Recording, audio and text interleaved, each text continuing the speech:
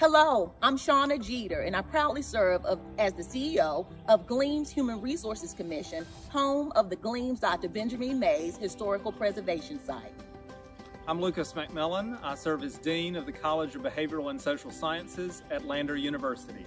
It was our pleasure to nominate the Reverend Christopher Thomas, Director of the Mays Site, for a Fresh Voice in the Humanities Award. As Director of the Mays Site, Chris has helped participate and lead so many speaker series, symposia, and programs to help our students and many community members learn about Dr. Mays. He has helped teach classes, and he helps to see that Dr. Mays needs more attention as one of the most accomplished South Carolinians. We want to salute Chris, and we thank South Carolina Humanities Board and staff for recognizing Chris's great work, because he has been an advocate for helping elementary school students and all the way to active retirees to learn more about Dr. Mays. On behalf of the Gleams Board of Commissioners and all the staff here at the Mays site, we salute and congratulate Mr. Thomas. He's really helped to propel this site beyond just a museum, but more about the education, the life, and the legacy of Dr. Benjamin Mays. Congratulations, Mr. Thomas.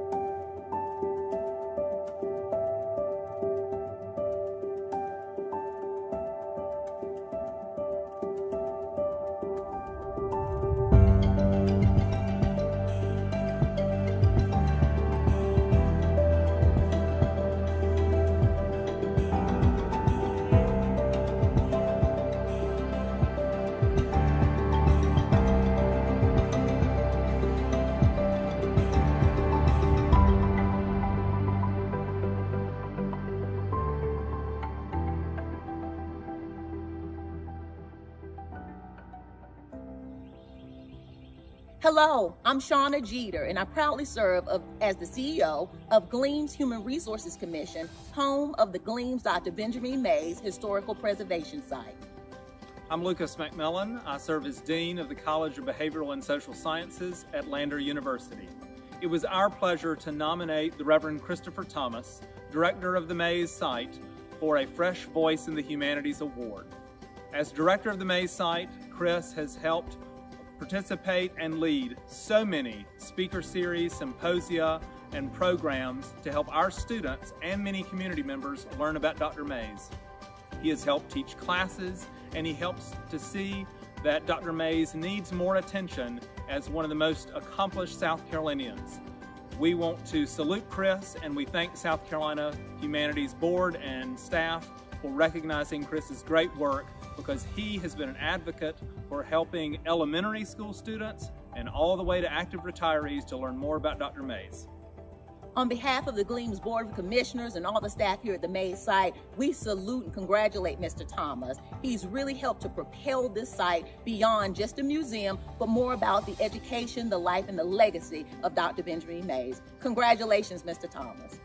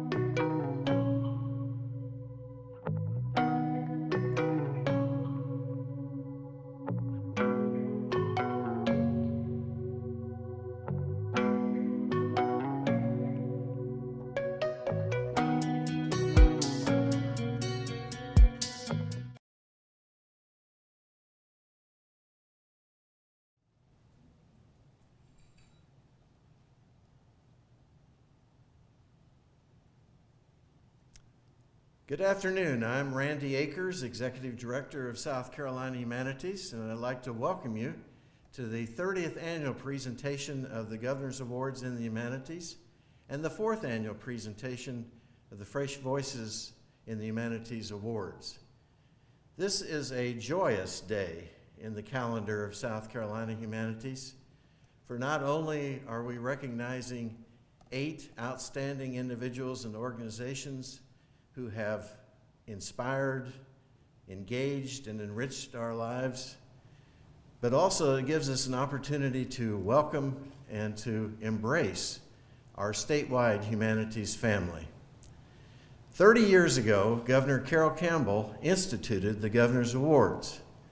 The goal was to honor and recognize individuals and institutions who had engaged over a long period of time in excellent teaching, research, and scholarship in the humanities, and also community-based organizations and individuals involved in the public humanities, interpreting for us history, literature, stories, and ideas that help us better understand who we are and our state and our nation and our world. Humanities Month. So it is very appropriate that we host this ceremony during October. But it's also a chance for us to recognize and acknowledge all of you in the audience today. So many of you whose creative spirit, whose imagination and knowledge have made South Carolina a better state in which to live. Today's 4 Governor's Award winners join 91 previous winners. I would also like to acknowledge and thank those of you in the audience who are current and former board members, former Governor's Award winners, and also our donors and friends of South Carolina Humanities, without whom we would not be celebrating our 50th anniversary next year. Finally, I'd like to thank my colleagues, T.J. Wallace, Sarah Rosenbaum, Laura McGuinn, Dr. Alice Taylor Colbert, for all their hard work in keeping South Carolina Humanities going every day, and not just for this program today. Thank you. And now I'd like to introduce our Master of Ceremonies for today, Dr. Tom Mack. Tom is currently Chair of South Carolina Humanities. He is a USC Distinguished Professor Emeritus. He's a columnist for the Aiken Standard newspaper. He's an author. 2 of his books include The Hidden History of Aiken County and The Hidden History of Augusta, Georgia.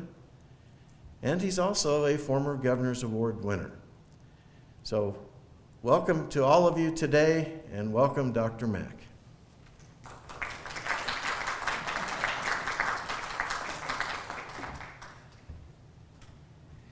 Thank you, Dr. Akers, for that introduction and for your decades of exceptional service on behalf of the public humanities in South Carolina. At this time, I would like to add my welcome to Randy's and to thank everyone for tuning in to this special broadcast. I also want to pause for a moment to acknowledge our sponsors. This ceremony would not be possible without the generosity of the following organizations and individuals.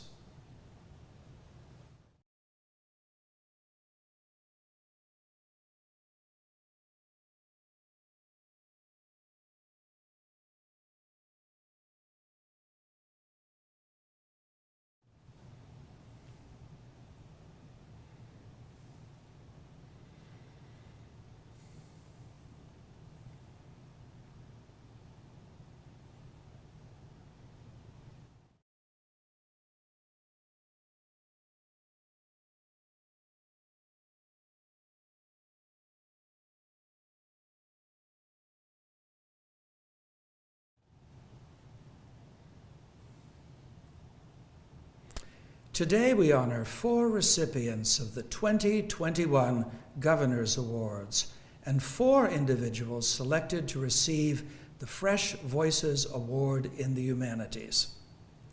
The Fresh Voices Award recognizes individuals who are working in unique ways to bring people together through the deft use of various humanities disciplines. These individuals identify current opportunities by examining the world through a fresh lens, by engaging their communities through open conversation, and by creating innovative responses that impact those communities in significant ways. The first recipient of the Fresh Voices in the Humanities Award for 2021 is Dr. Lydia Brandt, an associate professor at the University of South Carolina in Columbia. Dr. Brandt is an architectural historian and the author of both a major work on George Washington's home, Mount Vernon, and a soon-to-be-published guidebook to the South Carolina State House. She is also a historic preservationist and an advocate for community history. Indeed, Dr. Brandt is a perfect example of someone from the academic sphere who has shared her expertise not only with her students, but also with the public at large, particularly in her engagement with major initiatives in our capital city. For example, she led the recent study and reinterpretation of monuments on the State House grounds with the purpose of establishing a more honest and inclusive history of their origins. She documented, through her digital online resources, the architectural and historical significance of the mental health campus on Bull Street. And she advocated for the appreciation and preservation of mid-century modern architecture throughout Columbia. Through her work on the South Carolina Department of Archives and History's Review Board for the National Register of Historic Places, Dr. Brandt has played an active role in the survey of both the Five Points and Olympia-Granby districts in Columbia. According to John Scherer, Director of Cultural Resources at Historic Columbia, Lydia Brandt has already made a tremendous contribution to the betterment of communities through her unique and innovative ways of harnessing the power of culture and history to bring people together. SC Humanities is pleased to present Dr. Lydia Brandt with a 2021 Fresh Voices in the Humanities Award.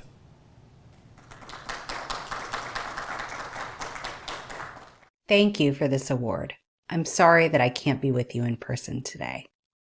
I am honored to be included among such inspiring advocates for South Carolina's history, culture, and people. My goal as an architectural historian and historic preservationist is always to link the past and the present. I aim to develop understanding for the motivations that have shaped the places now in our stewardship. In my 10 years working and researching in South Carolina, I have only begun to comprehend the rich and often conflicting forces that result in our cities, buildings, and landscapes. I have many people and organizations to thank for supporting my work. First, thank you to South Carolina Humanities for this recognition.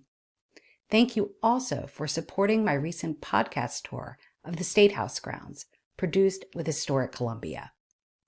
Thank you to the Richland County Conservation Commission for supporting my research on the State House and its monuments that resulted in my recent book published by the University of South Carolina Press. Thank you to the University of South Carolina and especially the College of Arts and Sciences for supporting my research on mid-century modern architecture and my current book project on the image of the Southern plantation in popular American culture. Thank you to my colleagues in preservation and community history here in Columbia and throughout South Carolina.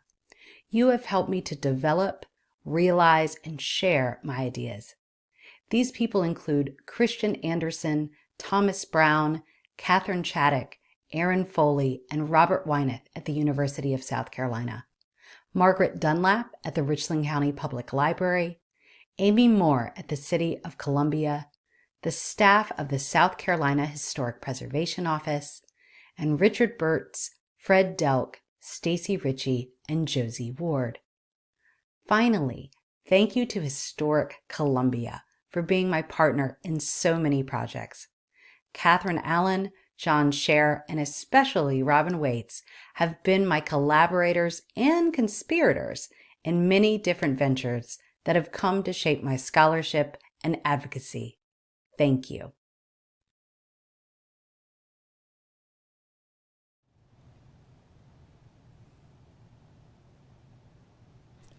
Our second recipient this year is Tamara Herring, Executive Director of the Morris Center for Lowcountry Heritage in Ridgeland.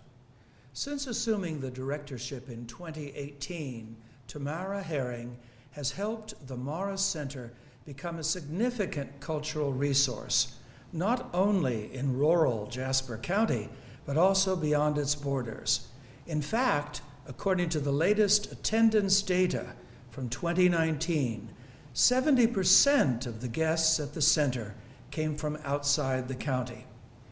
Tamara joined the Morris Center staff in 2016, only 1 year after the center itself was established as a history museum housed in a collection of vintage buildings whose focal point is a converted mission-style service station built in 1937.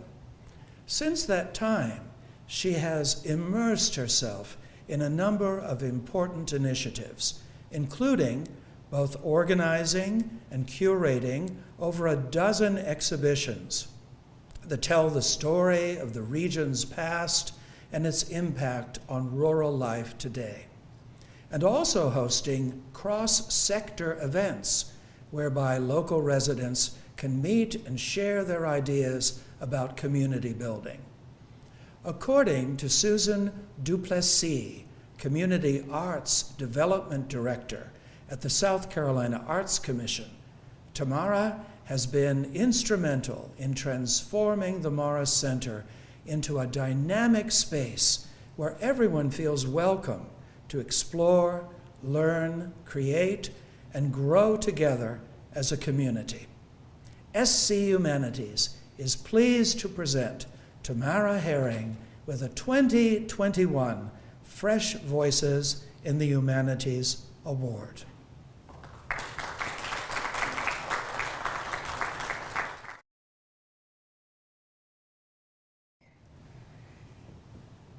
I've lived in the South Carolina Lowcountry for almost 7 years.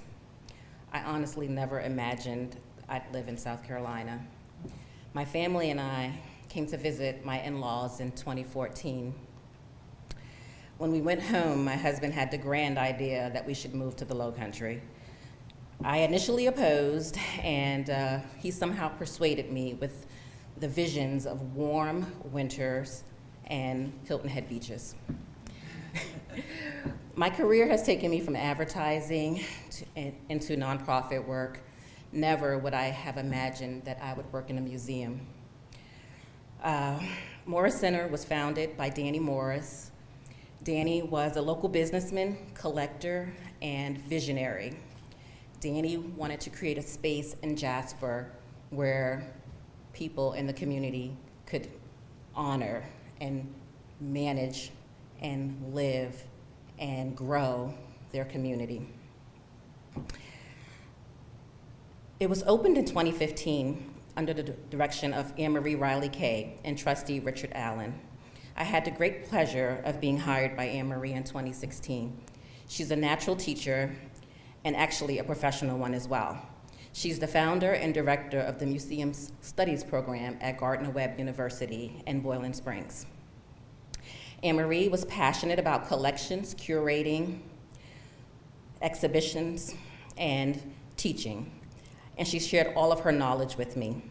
I, on the other hand, maintained and managed the center operations, but was passionate about impacting community and the people who live there. I was offered the opportunity to partner with the South Carolina Arts Commission as a creative connector. I have met and worked with so many dynamic people from around our state. In my work with these people, it has afforded me insight that I would not have had the opportunity to learn about the rich history and culture, but also about the various resources available to those in the county, in the state, sorry. Morris Center offers a wide variety of programs and exhibitions. It's a place where we hope our entire community feels welcome. We endeavor to represent our whole community so everyone can see themselves in our exhibits and feels free to come and enjoy a program where they can learn something new. We are still a young organization with a small but mighty staff, and we are working to develop so many more community opportunities in the coming years. Thank you so much, South Carolina Humanities. And while I'm honored to be nominated for this award, it would not be possible without the support of Morris Center trustee, the advisory board, and staff. Kaylee Vaughn, Director of Exhibits and Programs, you are the yin to my yang, and I appreciate you so much. I'd like to thank Dr. Kapaj for giving me the opportunity to serve in my first role in the nonprofit sector. Dr. Deborah Mack, thank you for being a mentor and an unlimited resource of knowledge, experience, and support. I'd like to thank Jasper County, the town of Ridgeland, the city of Hardyville, Jasper County Historical Society, the Jasper County Arts Council, Country Kids Foundation, and the Legacy Foundation of South Carolina for your partnership and continued support. I'd like to thank my family at the Art of Community Rural SC. I've learned so much from each of you, to Susan, to Amber, to Abby, to Sarah June, and to Laura. You all make it so much easier and possible for us to do this work. Thank you to my family and to my friends for your support in all of my endeavors. Lastly, to all of you in Jasper County, thank you for allowing the Morris Center to be your neighborhood museum. Thank you.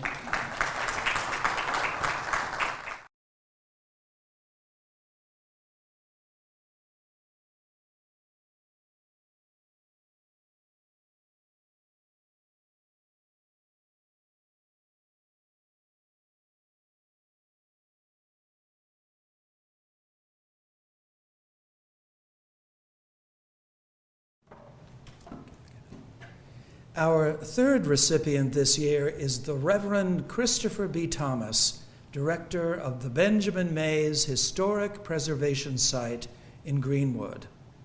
Armed with an undergraduate degree in history and graduate degrees in theology and theological studies, the Reverend Thomas has, in his 5 years as director, worked diligently to spread the word about Dr. Mays, a key figure in the modern civil rights movement. As the president of Morehouse College for nearly 3 decades, Mays taught his students, including Dr. Martin Luther King Jr., that every individual has the right to dignity and respect. I had the privilege of speaking in Greenwood 3 years ago at a ceremony for the dedication of the Mays site as an American Library Association literary landmark. It was a beautifully organized event set in a very impressive place, which includes 3 structures: Dr. Mays' birthplace home, the Mays Museum building, and a replica of a one-room schoolhouse where he first developed a love of learning. If you haven't visited the Mays Preservation Site in Greenwood, please put it on your bucket list. As director, the Reverend Thomas plays host to most of the site's visitors, from kindergarten students to senior citizens. Dr. Alice Taylor Colbert, one of his nominators, extols the Reverend's ability to establish a rapport with individuals of all ages. The Reverend Thomas has also conducted hundreds of presentations in the community and developed digital material, all in an effort to share Dr. Mays' message of hope, persistence, and renewal. In short, according to Dr. Lucas McMillan, Dean of the College of Behavioral and Social Sciences at Lander University, the Reverend Thomas has provided innovative programs and advocacy so that persons, young and old, can learn about Dr. Mays, the schoolmaster of the civil rights movement. Born in a sharecropper's cabin in South Carolina, but raised through his own intelligence and determination to the heights of educational excellence and public influence. SC Humanities is proud to present the Reverend Christopher B. Thomas with a Fresh Voices in the Humanities Award.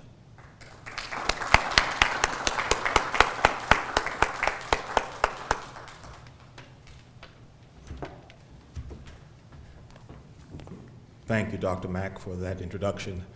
I would like to start off today by thanking Lucas McMillan, Dr. Lucas McMillan, the Lander University Dean of the College of Behavioral and Social Sciences, to Alice Taylor Colbert for submitting a nomination letter for me, and to the South Carolina Humanities Board of Directors for choosing me for this wonderful and prestigious honor.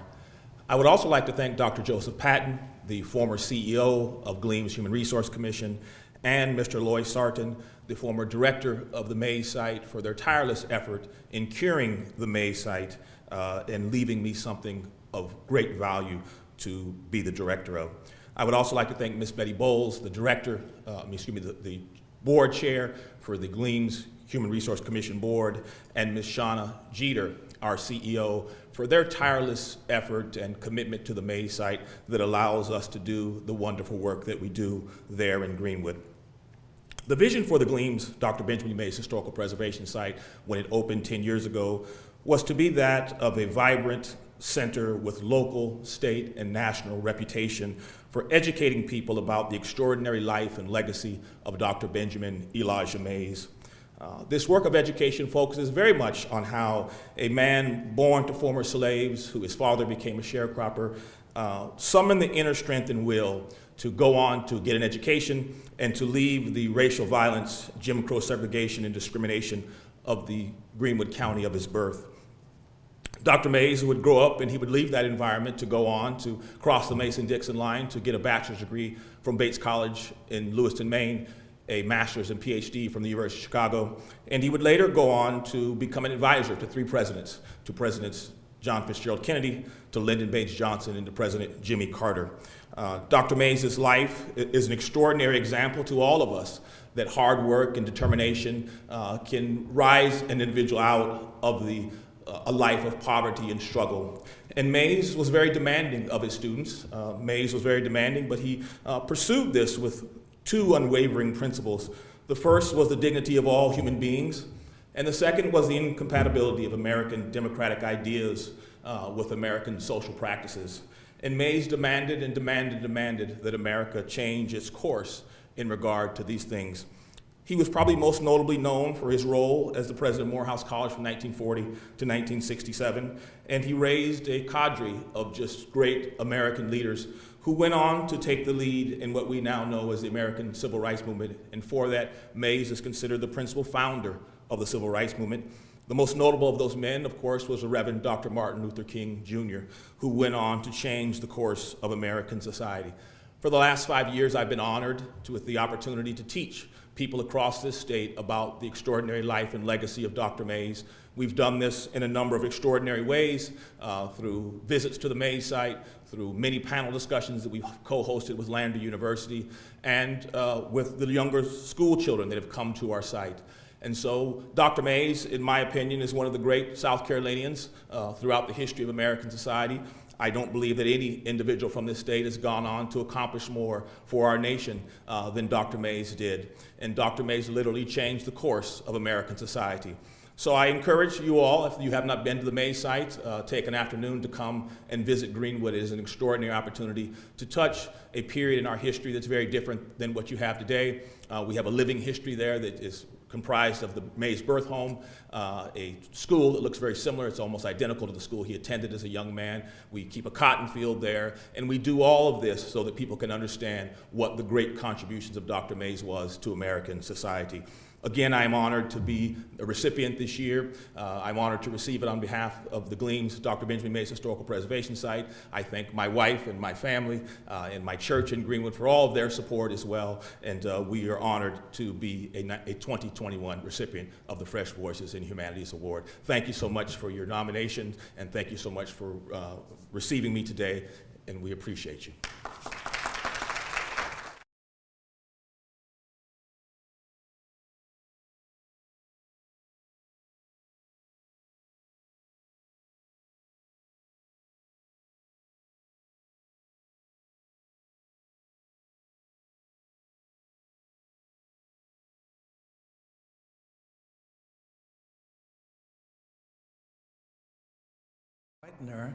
Who is being honored for her tireless advocacy of the literary arts. In addition to her work as a fiction writer, she is the author of the paired novels After December and Before Pittsburgh. Dr. Whitener has devoted much time and energy to her work on the board of the South Carolina Writers Association. As a member of the Events and Education Committee, she organized last year over 18 virtual programs, attracting approximately 500 writers, with the goal of helping them to learn more about their craft. This year, she received a major grant from SC Humanities to host an additional 30 virtual discussions and workshops, as well as a virtual conference this past April. In addition to her valuable service to the South Carolina Writers Association, Casey hosts a weekly radio program and podcast called Right On SC, now approaching 200 episodes, featuring interviews with South Carolina writers and professionals in the publishing business. Armed with a BA and MA in English and a PhD in Organization and Management, Dr. Whitener uses all available tools to create new and innovative ways to bring the literary arts to South Carolinians. SC Humanities is pleased to present Dr. Casey Whitener with the 2021 Fresh Voices in the Humanities Award.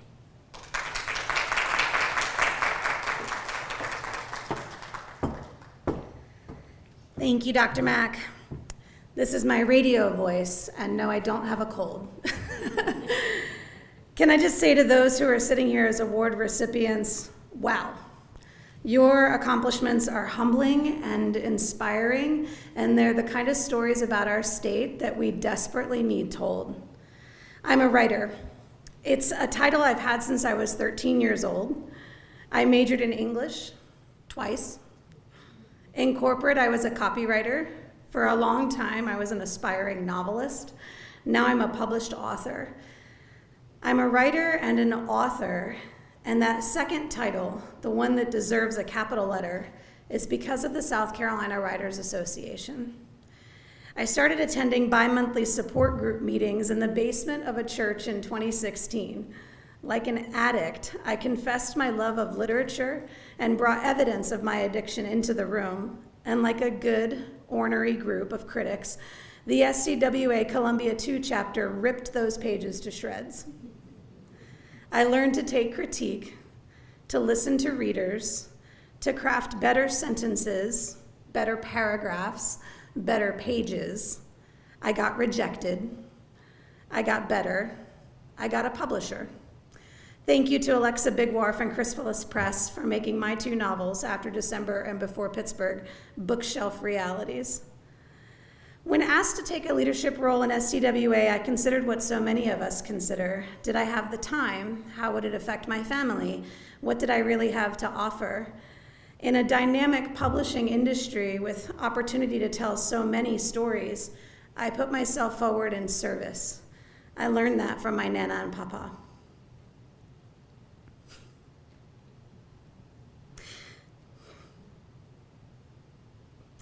Sorry, I didn't expect that to be a thing. I should have rehearsed that. My family is used to my commitments. They have been well trained to accept that I'm building a career and that it requires that I pay my dues. Thank you to Charlie and Holly for getting it and for celebrating things like this, because these are awards and they're acclamations and they're affirmations, and I'm getting it right.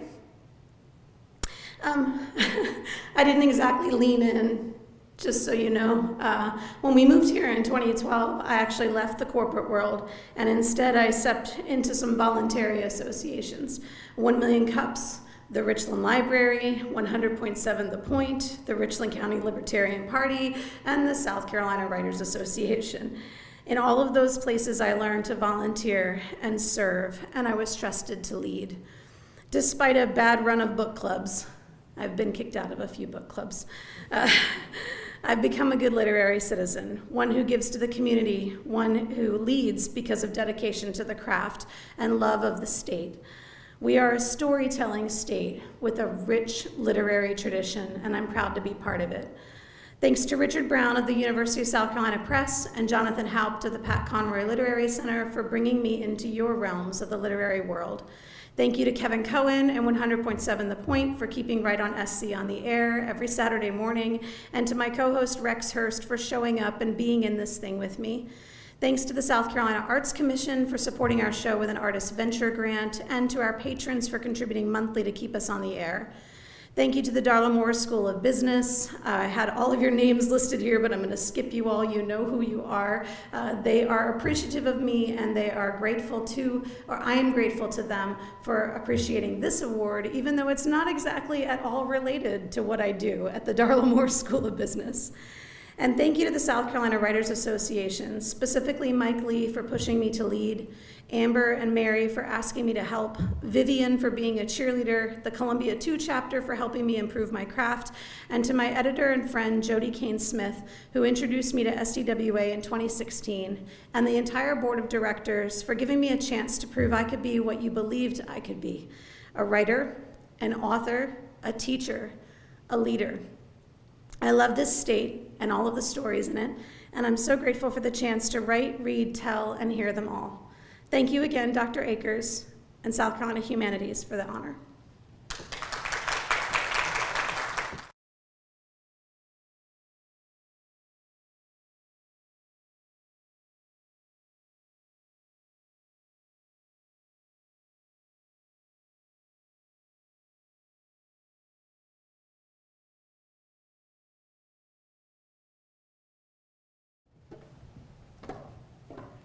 Now we come to the 4 recipients of the Governor's Awards in the Humanities. Since 1991, over 90 individuals and organizations have received this award. Along with past winners, today's recipients are being recognized for a variety of reasons, including their outstanding achievement in humanities research, teaching, and scholarship, their participation in helping communities in South Carolina better understand our cultural heritage, their excellence in defining South Carolina's cultural life to the nation and the world, and their exemplary support for public humanities programs. The first recipient this year is someone who has spent a lifetime interpreting the history of South Carolina. A Kingstree native who is now a resident of Mount Pleasant, Michael Allen earned a degree in history education from South Carolina State in 1980. The fact that his alma mater honored him with its Distinguished Alumnus Award in 2014 should provide a clue that the time he has spent since his graduation, some 40 years ago, has been packed with what software executive Michael B. Moore describes as achievement after achievement. Michael Allen spent 37 years since his college graduation with the National Park Service, for which he worked as a park ranger and education specialist for the Fort Sumter National Monument, the Charles Pinckney National Historic Site, and the Gullah Geechee Cultural Heritage Corridor. He was particularly instrumental in the development of the corridor by participating in the National Park Service study that led to its creation. This is a 4-state area whose mission is the preservation of the historic places, cultural practices, and natural resources associated with the Gullah Geechee people of North and South Carolina, Georgia, and Florida. From 2009 to 2014, Allen also served as the corridor director. Michael Allen's other big achievement in a career marked by scores of significant service was his membership on the lead team for the National Park Service Special Resource Landmark Study that led to the establishment of the Reconstruction-era National Historic Park in Beaufort County. His enormous contribution to our state and country has continued since his retirement in 2017 to include his work as a founding member of the new International African American Museum in Charleston, slated for completion next year. In 2019, Michael Allen received the Order of the Palmetto, our state's highest civilian honor. South Carolina Humanities is proud to add one more recognition for his distinguished service, the Governor's Award in the Humanities.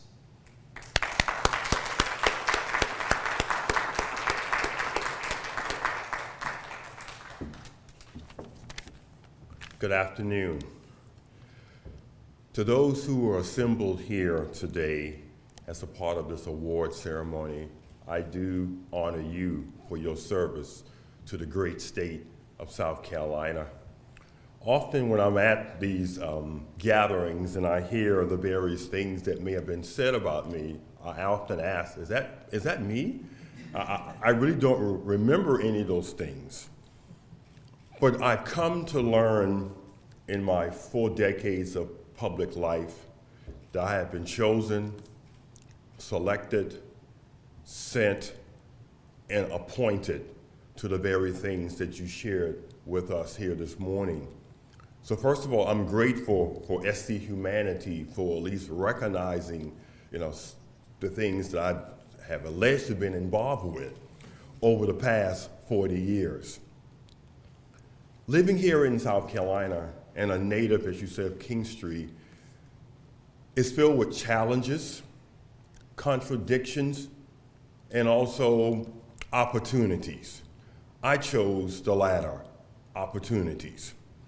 Yes, 40 years ago, I did begin my journey with the National Park Service out at Fort Sumter, a very transitional place in our American experience.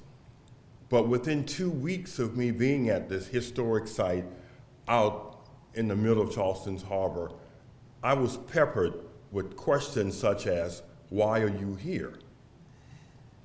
And what do you have to do with the Civil War? And how does a black man fit into the narrative of talking about the war between the states? I pondered, I thought about those questions, I got upset, I got angry, but then a small part of me said, there's 2 things at play here. Perhaps these questions are being asked of me because I may seem to be out of place. Or perhaps these questions are being asked of me because maybe the National Park Service is out of touch. I did not believe that I was out of place. So from those various questions, 41 years ago, is allowing me to stand before you today in October of 2021, because I dedicated my life, my energy, my breath to the things that I felt that needed to be corrected, that needed to be addressed, that needed to be spoken about, that needed to be highlighted, that needed to be interpreted, but most importantly, that we needed to shed a light on the education of the experience of people of color and their place in our American experience. That's why I'm standing here today, because I made that my life mission in order to accomplish those tasks. And again, to my good friend Randy, whom I've known for many years, I just want to say thank you, sir, for the times, for the conversations that you and I have had, for the support that you brought to institutions, organizations, and groups that I've been aligned with, and I look forward to even more connectivity to this organization. I must also say, again, thanks to Michael Moore, who saw it within his own vision that he should push my name forward.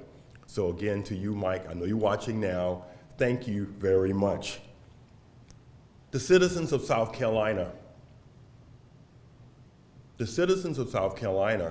with whom I've worked with whom I've connected with whom I encourage, the ones that encourage me, I stand here as well on your shoulders, because half of the things that were mentioned and allegedly that I did could not have happened without their support, love, and prayer. So to the citizens of the state, I say thank you.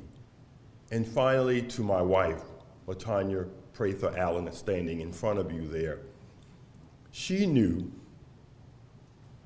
before you knew the challenges that I faced. She knew before I opened my mouth to say anything publicly about an opportunity. She knew. She encouraged me. She often told me that you can do it. She often said that you were selected to make this hard choice. She often said, I see it, go do it. So I want to take this opportunity publicly to thank my lovely wife of 33 years, LaTanya Allen, for standing with me in this journey. Because often she would be the one that says, who's calling you now?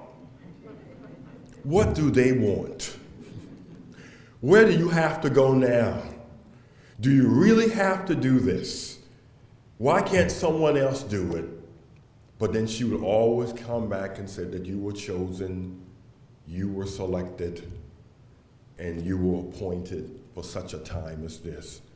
And so again, I just want to say publicly to you, LaTanya, I love you, I thank you, and I'm honored that you're my wife, my confidant, one that pushed, pulled, cajoled, and stood by me, stand by me, and rolled all over the state and around the country with me. So again, on behalf of my entire family, I say thank you, I'm grateful, I'm honored, I'm humbled, and whatever I can continue to do to support the great state of South Carolina, I will continue. Thank you, and God bless you.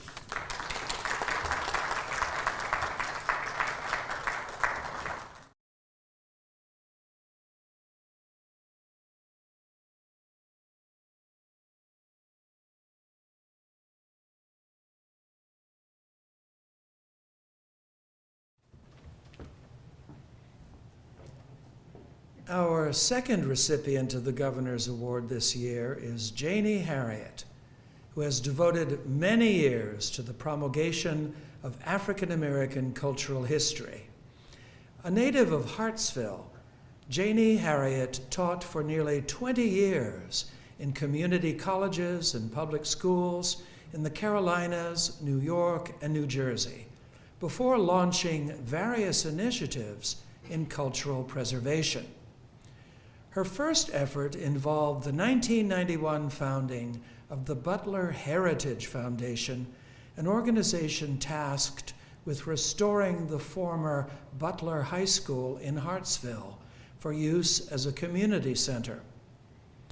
Based on that early work in the preservation and repurposing of a site important to generations of African American students, Harriot was appointed as a charter member of the South Carolina African American Heritage Council, whose mission was to assist the South Carolina Department of Archives and History regarding the preservation of African American culture and associated historic sites. She was also instrumental in transforming the council into what is now the African American Heritage Commission. Over time, Jannie has played a critical role in organizing and finding the money to pay for the following important initiatives. The database entitled How Did We Get to Now?, which focuses on African American schools and other sites in our state. A resource guide for entrepreneurs entitled The Business of Rural Heritage, culture, and art. And finally, the award-winning Green Book of South Carolina, which takes the title of a motorist guide of the period of segregation and gives it an affirmative facelift as a travel guide to African American cultural sites in South Carolina. For her years of dedication to preserving and promulgating the importance of African American history, Jannie Harriot received the Order of the Palmetto. SC Humanities is proud and pleased to add a Governor's Award in the Humanities to her list of honors.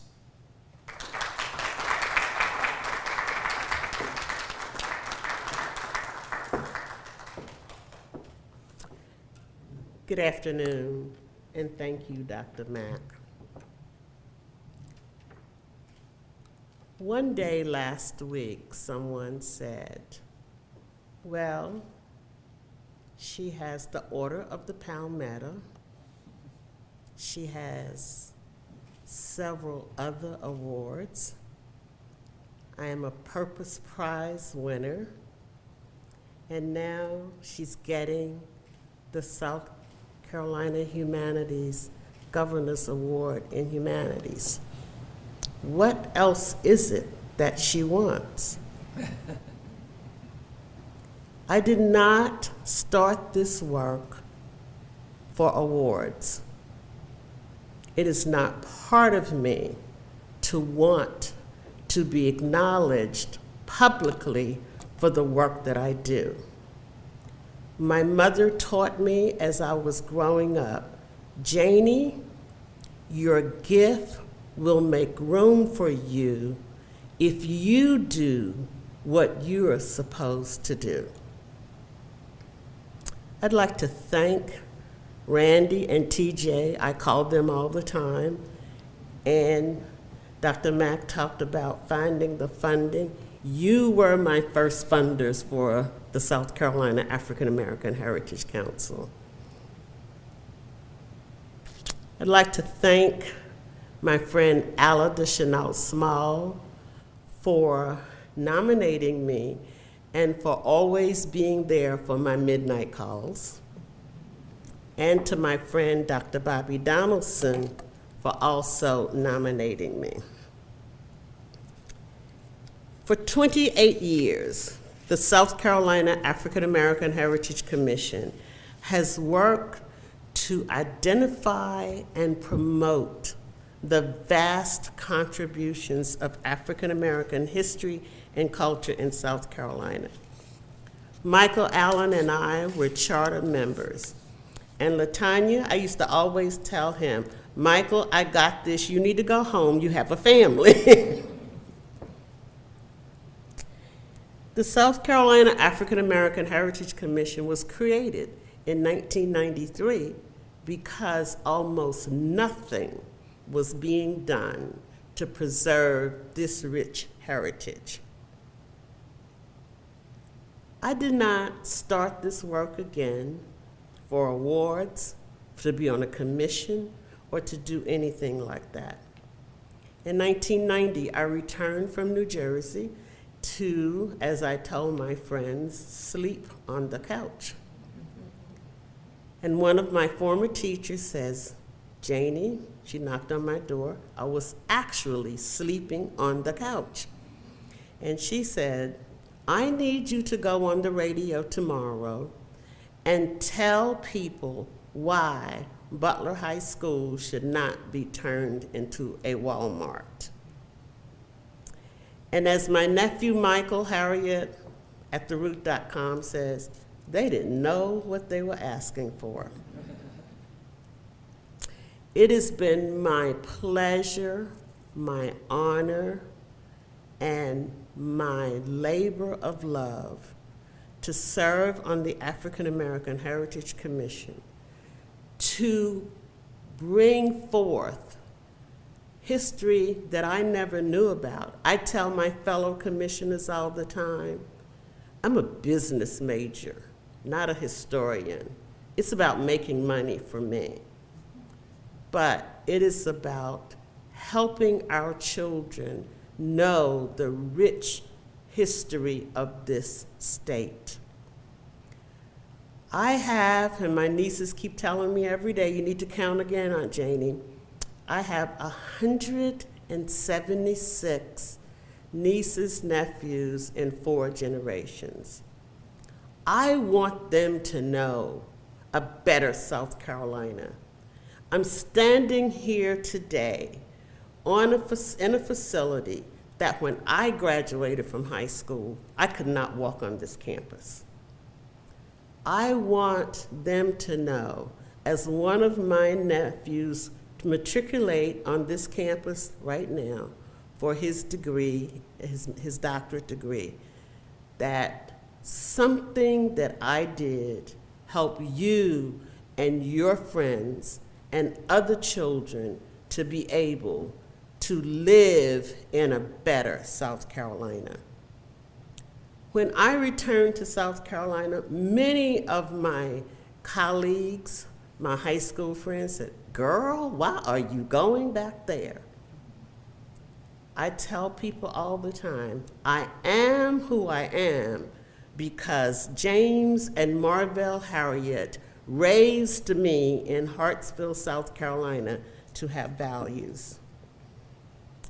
Again, I want to thank the members of the South Carolina African American Heritage Commission. Thank Randy and TJ for, again, always listening and saying, yes, Janie, we can do that, I think. I want to thank, again, all the other funders across the state and the country that have funded the activities of the African American Heritage Commission, because when the General Assembly created us, they created us with no funding. And from 1993 to this day, we still only get $25,000 a year from the General Assembly. I am honored to be considered for this award because it is always nice when your peers acknowledge the work that you do. I want to also thank those teachers who instilled in me, Janie, you can do this. And to my college professors who said, girl, you're gonna go places, which I never saw. And especially to my friends across this country who continue to encourage me. And to my wonderful family, my 8 siblings and their husbands and their families, which we've all created this huge monster of a family. To my 100 and whatever number it is, nieces and nephews, who call me up and says, Aunt Janie, what do you need me to do? Can I do this? Can I do this? It is a village that has allowed me to be who I didn't ever see that I could be. So thank you again to the Board of Directors of the Humanities, to everyone whose shoulders I stand on as I do this work. Thank you.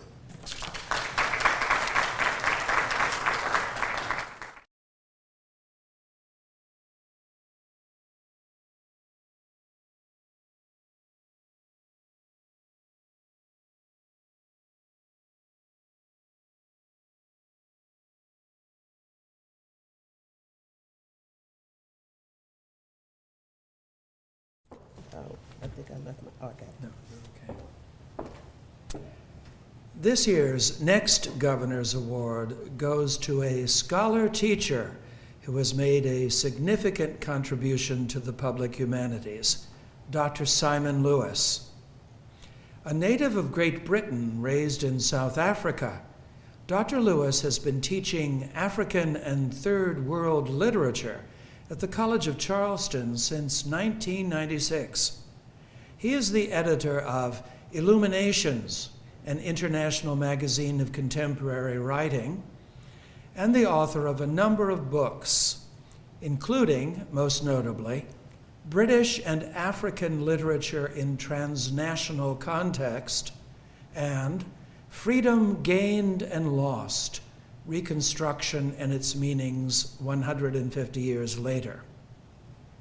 According to his 11 nominators, Dr. Lewis's work with the Carolina Lowcountry and Atlantic World Program at the College of Charleston has redefined the way that public history is understood and practiced in this region.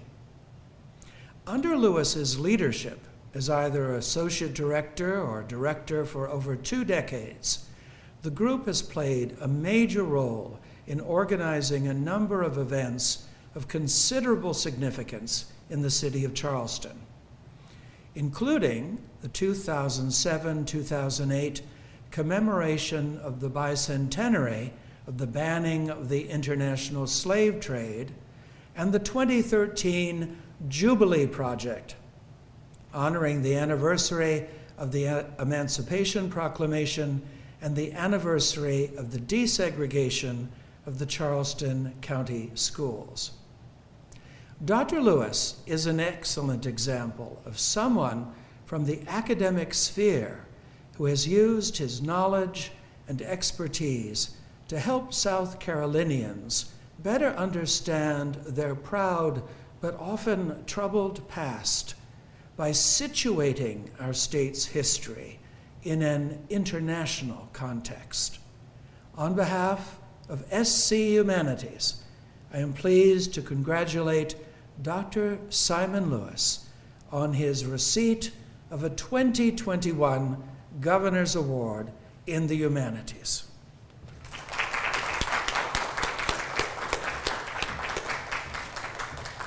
Thank you so much, Dr. Mack. First, I just want to say what a huge honor it is for me to win this award. My bio on the website sort of half-jokingly describes me as thoroughly Southern, and it's true that I do have a brother-in-law whom my children refer to as Uncle Bubba. But plainly, I'm not from here. Totally a kamya. So to have won this award this year alongside folks like Michael Allen and Jannie Harriot is truly amazing. That you all appreciate this nosy outsiders poking around in South Carolina history and culture may even be evidence that Southern hospitality is alive and well and a very flexible concept. Next is just to say thank you to Dr. Akers and Dr. Mack and all at South Carolina Humanities, to Virginia Friedman and everybody who signed on to my nomination letter, and to everyone who's worked with me and enabled my fascination with all things South Carolinian. There are way too many people to mention by name, but I do just want to mention 2 particular folks, 2 unsung heroes of the Carolina Lowcountry and Atlantic, or CLAW, program, without whom that program wouldn't have been anything like as successful. And that is Jane Aldrich and Lisa Randall. Unlike myself, who, as you heard from Dr. Mack, is technically an African literature specialist, Jane and Lisa are both genuine historians of the Carolina Lowcountry. And it's one of the ironies of higher education hierarchies that while I'm here today getting this award in large part for having been the public face of the CLAW program, the bulk of the work in organizing all of those various public lectures, seminars, teachers' workshops, charrettes, conferences, and so on was done by Jane and Lisa. As they say in Nigeria, monkey they work, baboon they chop. So in accepting this award, I'm doing it on behalf of everybody who's contributed to the CLAW program. Just to list a whole bunch of names here: Sam Hines, Rosemary Brownashute, Peter McCandless, Randy Sparks, Max Adelson, David Shields, Scott Poole, David Gleason, John White, Sandy Slater, Vernon Burton, and a whole bunch of other folks. Finally, I'm going to say something very, very general about the humanities, particularly from the point of view of an educator. When I started at the College of Charleston sometime in the last millennium, I emailed one of the professors from my dissertation committee explaining that I was very anxiously waiting to see if any of my classes would make. And he emailed me back, he was something of a cynic, with a rather world-weary comment about the commonplaceness of my anxiety, quote, "in the waning years of the humanities." Waning years of the humanities. Well, we're still here today, folks. and we're still absolutely essential. People from Charleston, the College of Charleston, are probably sick of hearing me say this, but I keep reminding people that the university is essentially a humanist endeavor. It doesn't matter whether you're studying engineering or pure mathematics, learning how to sculpt or to compose a symphony, or training to be an accountant. If you're not doing that with some sort of view to improving our world, you are, in St. Paul's words, nothing but a resounding gong or a clanging cymbal. What is the value of a bridge with no one to cross it? A theorem with no one to use it? Analysis of profit and loss without awareness of the people involved in the process? It always irks me that so much propaganda supports so-called STEM education, as if human culture could only be measured in the height of buildings or the speed of computer chips, not the meaning of a fist bump in an era of pandemic, or the variety of ways there are to wear a mask or not. I know STEM sometimes gets extended to STEAM by the addition of an A for arts, but we need to add an H back in there. Now, STEM or STEAM just sounds like you're drunk. And meths conjures up something even less savory. So how about we start promoting something called HAZMET? Not only does that acronym properly prioritize the H in humanities, but it also sounds like something halfway between Kismet, the Islamic notion of fate or destiny, the way things are meant to be, and hazmat, either just hazardous materials or the protective clothing worn to protect us against such materials. In the latter case, I'd say that perfectly fits the role of the humanities. As dictators, fundamentalists, and narrow-minded people generally all over the world admit all the time when they try to close ideas down, the humanities can be hazardous. But as all of us in this room and the folks watching know, we have no better defense against tyrannies of the majority or of the mediocre, of the militarist or the materialist, than the ideas that devotees of the humanities insist on keeping in circulation. Thank you again.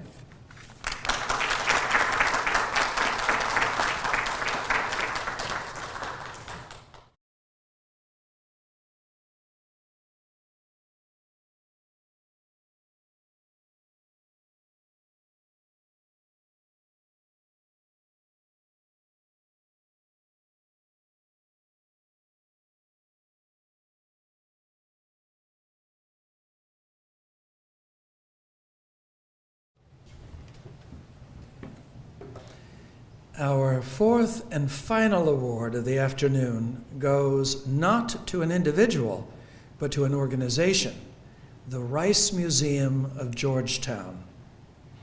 Housed in a mid-19th century market building with an impressive clock tower, the museum, which is now celebrating its 50th anniversary, was expanded over time to include the adjoining 3-story building on Front Street in downtown Georgetown. As its name indicates, the museum originally told one story: how the town and county of Georgetown owed their early prosperity to a single crop, rice. Indeed, half the rice supply in the United States was once grown in this single county. Over the years, that early focus has expanded to include displays on the area's notable residents, to house temporary exhibits of the work of local artists, and to showcase the museum's largest artifact, an 18th century cargo vessel raised from the depths of the Black River in 1976. This vessel may very well be the oldest colonial ship of its kind. No visit to Georgetown would be complete without some time spent at the Rice Museum, whose dedicated director for 45 of the museum's 50 years has been Jim Fitch. SC Humanities is proud to present the Rice Museum of Georgetown with the 2021 Governor's Award in the Humanities.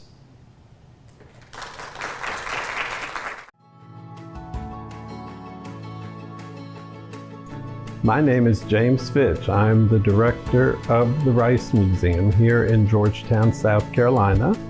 And today I am accepting the Governor's Award in Humanities from the South Carolina Humanities Council. Very honored to receive this award. I've been the director here for 45 years, and in my tenure, I have seen the historical narrative in our area change many times, becoming more inclusive and exploring our very rich heritage here in Georgetown County. And I'm very grateful for this award, and I'm very grateful for the platform of the Rice Museum to educate the public, and I congratulate all of the other winners for the Governor's Award. Thank you.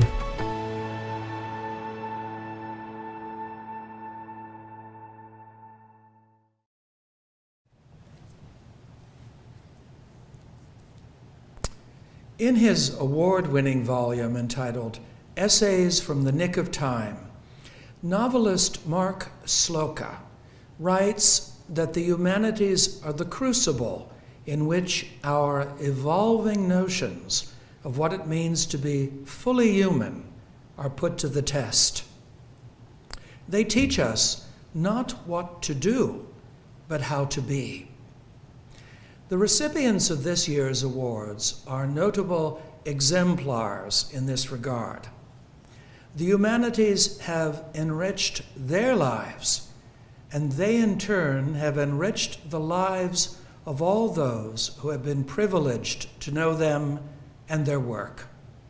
Let me once again offer congratulations to Dr. Lydia Brandt, Tamara Herring, the Reverend Christopher Thomas, Dr. Casey Whitener, Michael Allen, Jannie Harriot, Dr. Simon Lewis, and the fine folks at the Rice Museum of Georgetown for their outstanding achievements in the public humanities.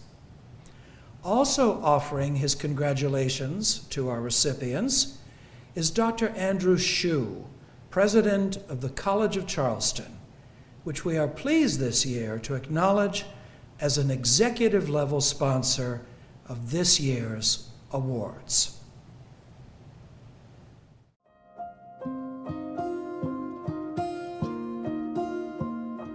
On behalf of the College of Charleston, I want to extend our institution's congratulations to Professor Simon Lewis on receiving the Governor's Award in the Humanities. For more than 250 years, the diverse subjects covered within the humanities have been a cornerstone of the College of Charleston's liberal arts tradition. And across those centuries, our faculty have served as both defenders of and champions for the humanities.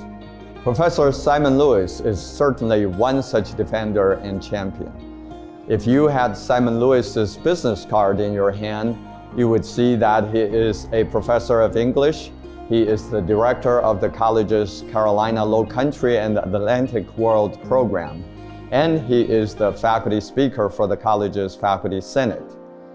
But what those titles do not fully convey is Professor Simon Lewis's long-standing commitment and passion for the liberal arts, and specifically his devotion to the humanities.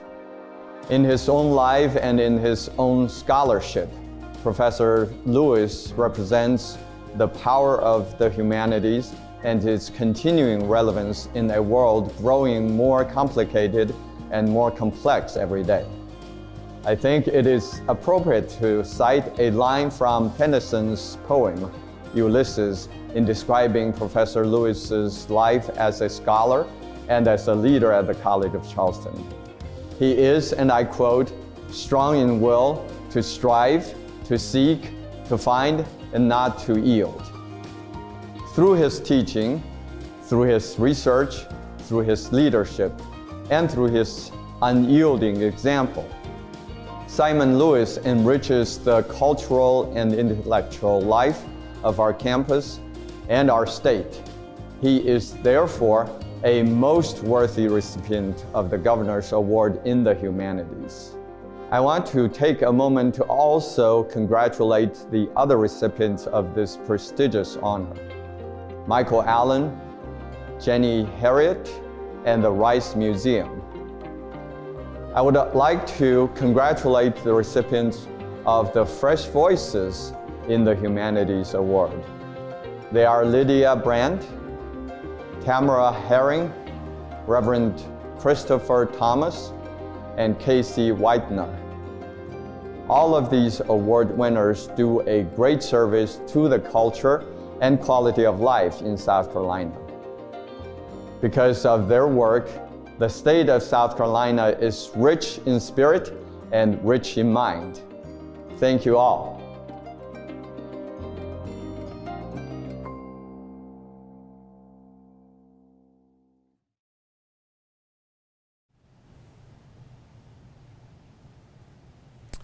To learn more about the fine work of this year's recipients, and to find out more about the many initiatives of SC Humanities, our state's program of the National Endowment for the Humanities, I encourage you to visit our website at schumanities.org. Let me also take this opportunity to thank the SC Humanities Board of Directors, made up of community leaders from across the state, for their dedicated service. Thanks also to our talented and hardworking staff for their contributions to this program: Dr. Randy Akers, TJ Wallace, Dr. Alice Taylor Colbert, Laura McGuinn, and Sarah Rosenbaum. Finally, please join with me in the fervent hope that we can all gather together in person in 2022 to celebrate our next cadre of honorees. In the meantime, here's wishing you health, happiness, and a year enriched by the humanities.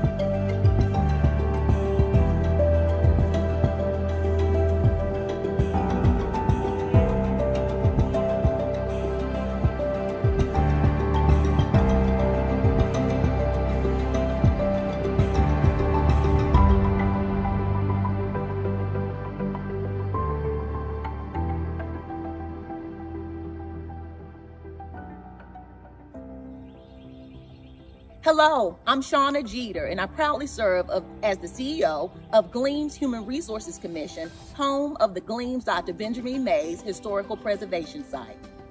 I'm Lucas McMillan. I serve as Dean of the College of Behavioral and Social Sciences at Lander University.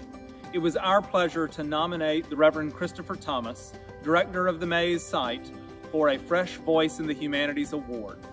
As Director of the Mays Site, Chris has helped participate and lead so many speaker series, symposia, and programs to help our students and many community members learn about Dr. Mays.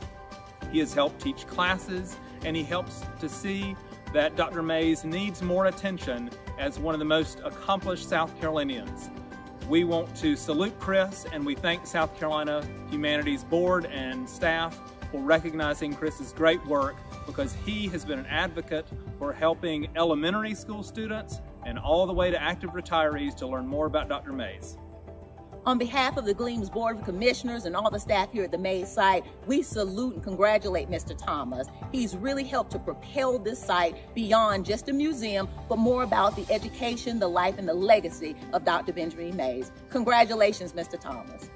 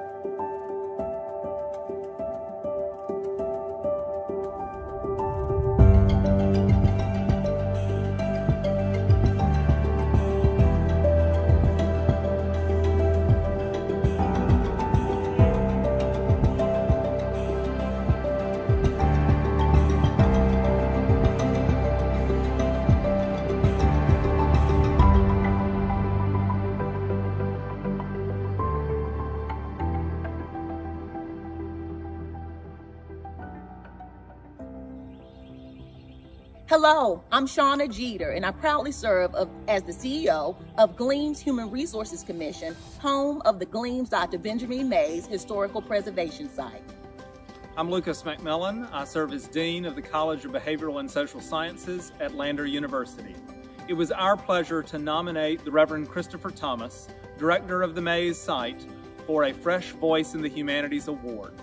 As Director of the Mays Site, Chris has helped participate and lead so many speaker series, symposia, and programs to help our students and many community members learn about Dr. Mays. He has helped teach classes, and he helps to see that Dr. Mays needs more attention as one of the most accomplished South Carolinians. We want to salute Chris, and we thank South Carolina Humanities Board and staff for recognizing Chris's great work, because he has been an advocate for helping elementary school students and all the way to active retirees to learn more about Dr. Mays. On behalf of the Gleams Board of Commissioners and all the staff here at the Mays site, we salute and congratulate Mr. Thomas. He's really helped to propel this site beyond just a museum, but more about the education, the life, and the legacy of Dr. Benjamin Mays. Congratulations, Mr. Thomas.